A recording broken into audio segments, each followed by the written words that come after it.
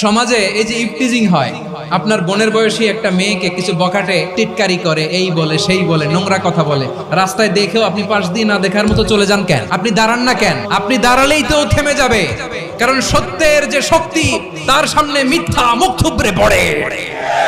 আপনার সামনে ও কিছুই না, নাথিং। আপনি দাঁড়ান, ওকে প্রশ্ন করেন যে আমার বোনকে তুমি ডিস্টার্ব করো কেন? আপনাকে দেখে আরো 5 জন দাঁড়াবে, 5 জনকে দেখে আরো 10 জন দাঁড়াবে।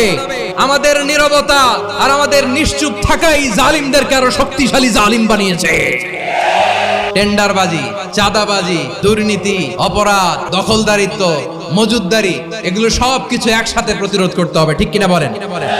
এই যে নতুন বাংলাদেশের এক সুযোগ এসেছে, আর জীবনে হয়তো আসবে। আসুন দেশটাকে আমরা সাজাই, আসুন আমরা এক দল আরেক দলকে নিশ্চিহ্ন করার যে রাজনীতি, এটা বন্ধ করি। সব দলের প্রতি আমার আহ্বান, আল্লাহর শপথ নিয়ে বলি, এই নাসিহাত গুলো সবার জন্য, সব দলের জন্য, সব মতের মানুষের জন্য। আমরা কোনো দলের প্রতি মানুষকে ডাকি না, আমরা ডাকি ইসলামের দিকে।